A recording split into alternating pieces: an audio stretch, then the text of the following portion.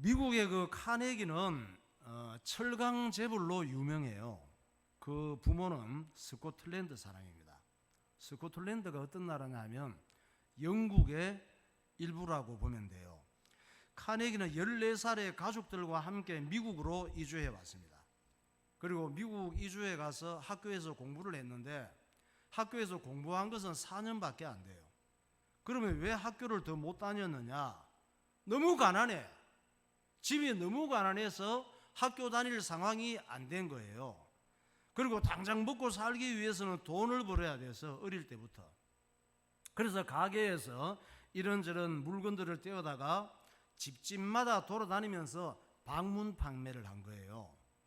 어느 날 방문 판매하는 중에 한 노인이 살고 있는 집을 갔는데 그 노인의 집을 보니까 벽에 그림이 걸려 있는 거예요.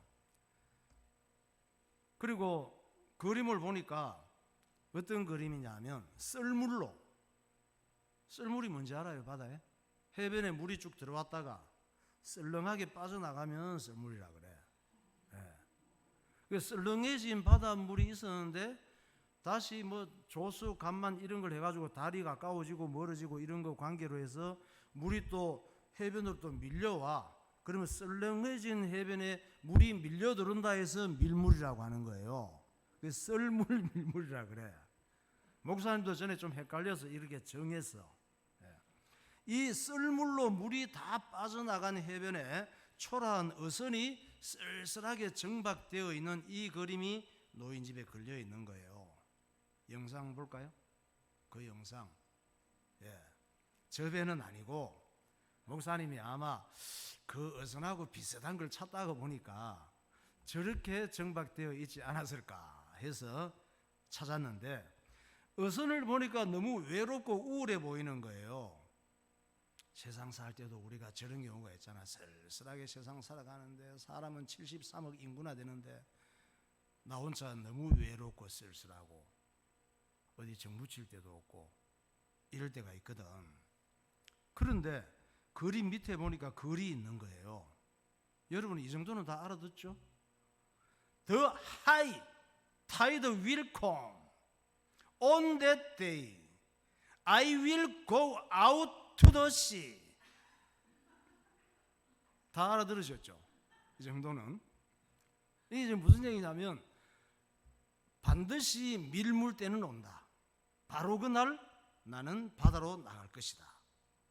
반드시 썰물이 있으면 밀물 때가 있지. 이 그림을 보고 그림 밑에 멘트 한마디가 카네기의 운명을 바꿨습니다. 그 그림 밑에 멘트 한마디도 자기가 딱 의미를 갖고 보니까 인생이 바꿔져 버린다니까. 그 여러분이 하나님 말씀 듣고 마음에 딱 새길 때 하나님의 역사가 일어나는 거예요. 집에 와서도 그림이 계속 생각나고 그림 밑에 그 글이 생각이 나서 못 견디겠는 거야. 그래서 다시 노인을 찾아가서 자기 생각을 말했지. 할아버지, 저 이 그림을 너무 가지고 싶은데요. 할아버지 돌아가실 때 저 주시면 안 될까요? 카네기는 할아버지가 빨리 돌아가셨으면 좋겠지. 그 그림 빨리 갖고 오고 싶으니까. 그런데 할아버지가 카네기의 표정을 보니까 너무 진지해. 그래서 바로 그 그림을 띄어서 선물로 준 거예요. 이때부터 카네기는 평생 그 그림을 곁에 두고 마음으로 다짐을 했습니다. 여러분 하나님 말씀을 들을 때 다짐을 해야 돼. 하나님 말씀대로 살겠다고. 할렐루야. 어떤 다짐을 했느냐? 반드시 밀물의 때는 온다. 지금 자기 인생이 너무 썰렁하거든. 카네기가 사는 게 너무 고달프고 힘들고. 그런데 그림 밑에 있는 그 멘트를 마음에 새긴 거예요. 반드시 밀물 때는 온다. 이 말을 생활 신조로 삼았습니다. 그리고 하루하루 최선을 다해서 성실하게 살았던 거예요. 카네기는 언제의 인물이냐? 1800년대 인물. 지금부터 한 180여 년 전의 인물이에요. 그때나 지금이나 사람 사는 게 참 피곤하고 힘들기는 마찬가지거든요. 그럼 이렇게 피곤하고 힘든 세상에서 그때나 지금이나 어떻게 살아야 돼? 하루하루 최선을 다해 성실하게 살아야지. 왜? 반드시 좋은 날이 온다잖아. 그러면 모든 사람이 다 카네기처럼 성실하게 살면 무조건 카네기처럼 큰 부자가 되는 날이 올까? 대부분 그런 날이 안 와. 또 카네기처럼 큰 부자가 되면 정말 살맛 나고 행복할까? 살맛 안 나요. 큰 부자가 돼도. 그리고 행복하지 않는 사람이 많아. 오히려 큰 부자가 돼갖고 예수 안 믿고 하나님 모르면 교만해져 사람이. 그리고 돈이 많은 것 때문에 부모, 형제, 가족들이 재산 싸움을 하다가 전부 원수처럼 되는 일이 굉장히 많아요. 그러니까 무슨 일이 잘 돼서 밀물의 때가 와서 대박이 나도 그렇게 좋아할 거 없어. 그런 밀물의 때가 와서 큰 부자도 안 되고 대박도 안 나겠지만 온다 해도 좋아할 거 없단 말이에요. 정말 좋은 밀물의 때는 언제냐? 예수 믿고 하나님을 만날 때. 할렐루야. 예수 믿고 천국 백성이 되고 날마다 하나님의 뜻을 따라 살아갈 때, 또 예배드리고 예수님 때문에 행복하고 성도들끼리 만나서 이리 웃고 이리 웃고 이렇게 서로 사랑하고 즐거워하며 사는 것, 이것이 밀물의 때가 온 거예요. 그것이 행복이라오. 그것이 정말 잘된 것이라오. 영상 한번 볼까요? 우리 교회 생일 축하 영상. 저게 행복이야. 잘된 것이고 밀물의 때예요. 울어 울어 시작. 생일 축하합니다. 저 우는 거야?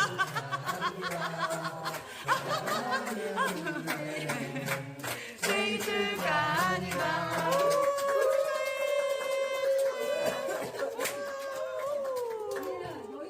야 진짜 축하해, 진짜 축하해. 어머 어머 어머, 오 선물 증정.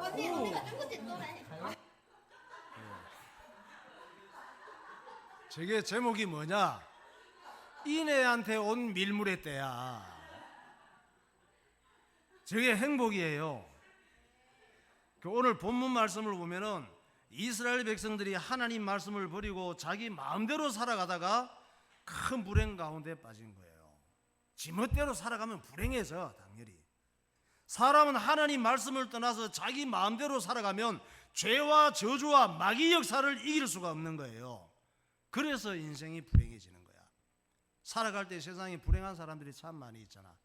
살고 싶지 않고 죽고 싶고 살만 나지 않고 많습니다. 그런 사람들이. 한국에도 하루에 30명 이상이 평균적으로 자살을 해.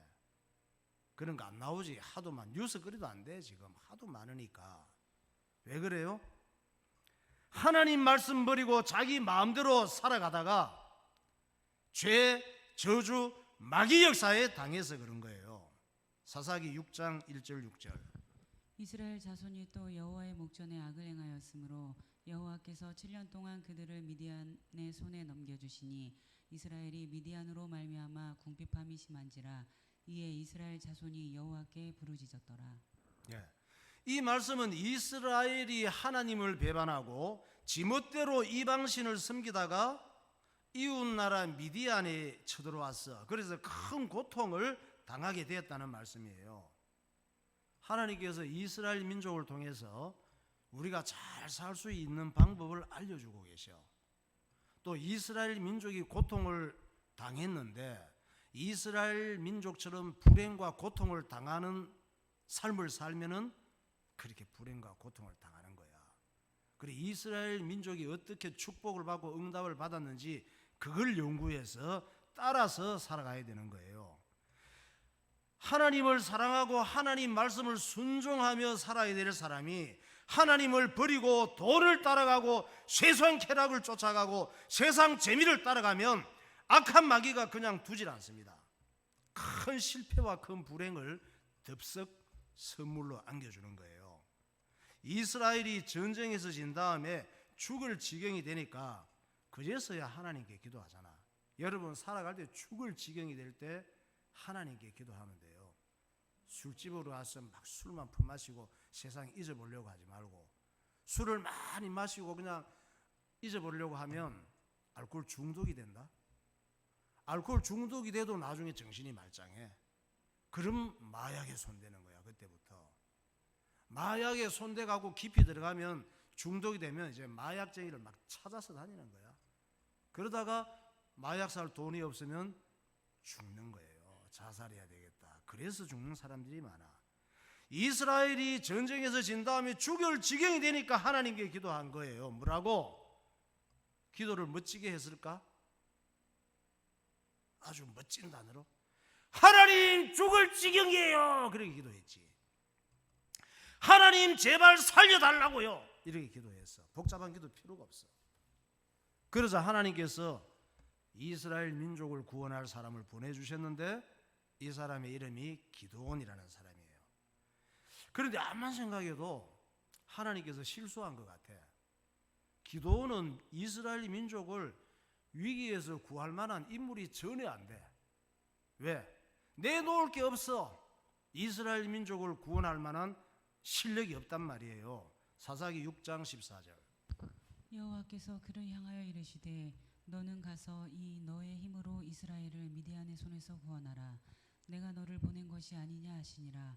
그러나 기드온이 그에게 대답하되 오 주여 내가 무엇으로 이스라엘을 구원하리이까. 보소서 나의 집은 므낫세 중에 극히 약하고 나는 내 아버지 집에서 가장 작은 자니이다 하니.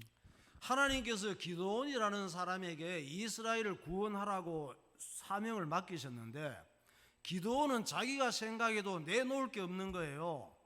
내놓을 것은 없는 것밖에 없어. 안 좋은 것밖에 없어. 돈도 없지, 실력도 없지, 집안도 안 좋지, 잘생기지도 않았지, 전쟁 경험도 없지, 겁도 많지. 누가 봐도 기드온은 아니야. 그런데 하나님께서 말도 안 되는 소리를 하시는 거예요. 기드온을 보고 큰 용사여 그러시는 거야. 큰 용사여. 우리 시우를 보고 하나님께서 대한민국이 위기에 처했으니 네가 이 나라를 구해라 그러면서 시우한테 시우야 너는 큰 용사야 이러면 시우가 믿겠냐? 하나님 지금 실수하시는 거예요. 난 내놓을 게 없어요. 이럴 거 아니에요. 기도원도 똑같아서 사사기 6장 12절. 여호와의 사자가 기드온에게 나타나 이르되 큰 용사여 여호와께서 너와 함께 계시도다 하매. 네. 하나님께서 말도 안 되는 소리를 하시는 거예요. 큰 용사라고. 하나님 참 사람 볼 줄 모르시네. 그런데 이 말씀 보니까 여호와께서 너와 함께 계시도다 그러시는 거야. 하나님께서 함께 계시면 약할수록 좋아. 없을수록 좋아. 무능할수록 하나님이 하시는 일이 나타나거든. 큰 용사가 누구냐? 하나님께서 함께 하시는 사람이 큰 용사인 줄 믿으시기 바랍니다. 지난 5월 8일 날 우리 상현이가 입대를 했잖아요. 입대해서 훈련소에서 기고 있습니다. 지금 일주일쯤 지난 다음에 상현이 엄마 집사님이 카톡에 사진을 올렸어. 그거 한번 찾아보세요. 영상. 상현이 그 사진이 왔어. 어디에 있을까요? 예. 제 왼쪽에 하트 들고 있는 미모의 남성이에요. 그리고 이 카톡에 멘트를 집사님이 남겼습니다. 제일 작은 애가 왜 뒤에 있을까요? 이래놨어. 그래서 목사님이 답장을 했지. 예수님이 붙잡고 있는 애가 가장 큰 애야 그랬지. 하나님 앞에 예배드리고 하나님 말씀 따라 사는 사람이 가장 큰 인물이고 가장 큰 용사인 줄 믿으시기 바랍니다. 왜냐? 하나님께서 큰 용사로 만들고 계시기 때문에, 하나님께서 잘되게 하실 것이 분명하기 때문에 그래요. 할렐루야. 찬양하겠습니다. 너는 내 아들이라. 아들이라는 말은 아들, 딸 다 포함된 거예요. 왜 딸은 안 하나? 나중에 딸로 또 넣으면 돼. 아들이라고는 대표성을 갖고 있어서 내 아들이라 할 때 딸이다 같이 있는 거야. 예.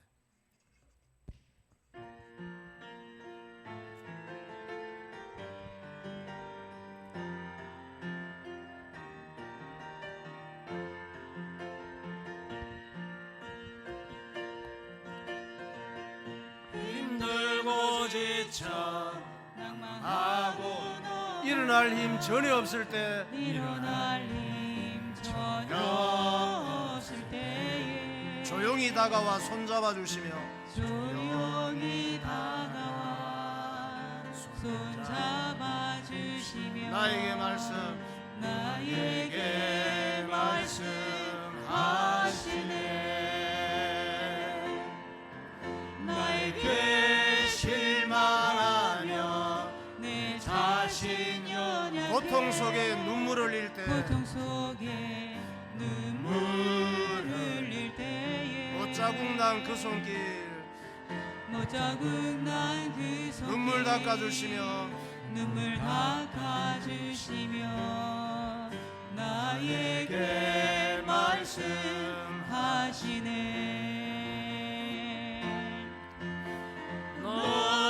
너는 내 아들이라 오늘날 내가 너를 놔두다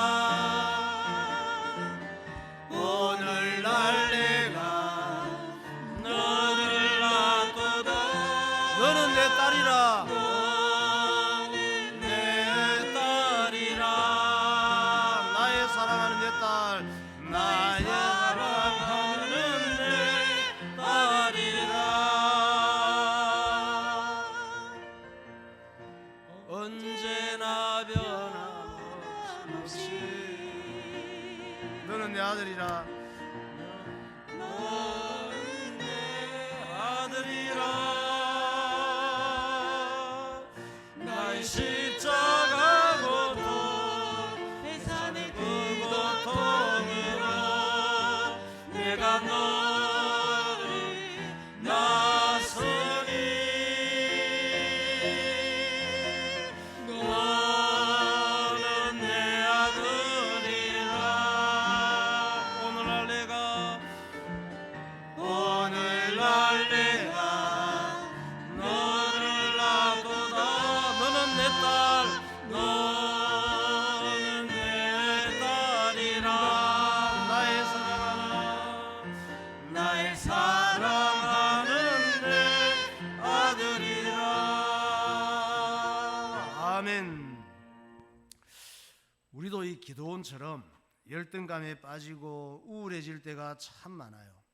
살다 보면 돈도 없고 실력도 없고 잘생기지도 못했고 용기도 없고 집도 없고 사는 재미도 없고 늘 사는 게 불안하고 뭐 한 가지 되는 일은 없고 시도 때도 없이 아프고 몸은 힘든데 월급은 얼마 안 되고 학교 가는 게 무섭고 출근할 생각하니 머리에 쥐가 나고 기도원 또 우리와 같은 상황이었는데 어떻게 큰 용사가 될 수 있었을까요?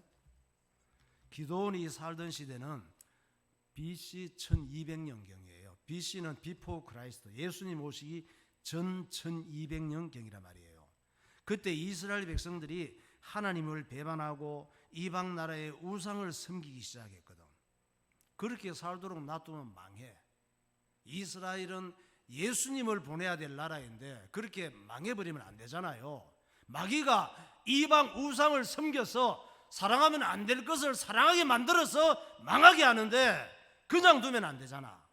그래서 하나님께서 이웃 나라 미디안을 일으켜서 이스라엘을 치게 하셔. 그러니까 이스라엘은 미디안 군사들에게 모든 재산과 곡식과 동물을 다 빼앗긴 거예요. 그리고 살기 위해서 산으로 도망가서 굴을 파고 들어가서 숨어 지내는 거야.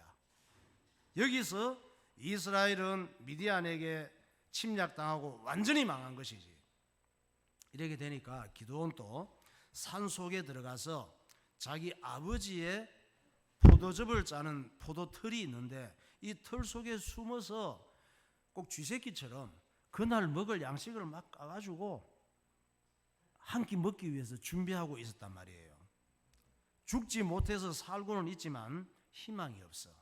이렇게 언제까지 살아야 되냐? 사는 재미도 하나도 없어. 사람이 살 때 희망이 있어야 되고 사는 재미가 있어야 되잖아. 희망도 없고 재미도 없는 거야. 이때 기드온에게 하나님의 음성이 들리는 거예요. 큰 용사여, 여호와께서 너와 함께 계시도다 그랬어. 너는 가서 미디안 군대를 물리치고 이스라엘을 구원하라 말씀하시는 거예요. 기도원이 깜짝 놀랐지. 너무 충격을 받고 당황스러웠어요. 그래서 얘기했지. 하나님 나 못해요. 내 꼴을 보세요. 저 하나님 말씀 따를 수 없어요. 나 같은 게 무슨 미디안 군대를 물리칩니까? 유유. 만약 하나님께서 제 부탁을 들어주시면 저도 한번 생각해 보겠습니다. 다시 한번. 그래서 하나님께 하나님을 시험해서, 사람이 어떻게 하나님을 시험합니까? 그런데 기도원은 정말 싫었거든. 가봤자 자기가 죽을 게 뻔하거든. 그러니까 가기 싫었어. 그래서 하나님, 내가 한 가지 부탁할 테니까 이거 들어주시면 내가 하나님 말씀 따라하겠습니다. 이렇게 된 거예요. 그러니까 하나님께서 네 부탁이 뭔데 말해봐 그랬잖아. 그러니까 기도원이, 하나님 있잖아요, 제가 바짝 마른 양털 한 뭉치를 마당에 놔둘 테니, 그러니까 이게 이제 양털 한 뭉치야. 이렇게 한 뭉치 양털을 바싹 마른 거야. 바싹 마른 양털 한 뭉치를 마당에 놔둘 테니까 내일 아침에, 그날은 이슬이 막 많이 내려, 비 오듯이. 그래서 내일 아침에 양털에만 이슬이 내리고 주변 땅에는 이슬이 없게 해주세요. 이렇게 부탁을 한 거야. 만약 하나님이 그렇게 해주시면 믿을게요 이러는 거야. 이 나쁜 놈, 말이 되냐 그게?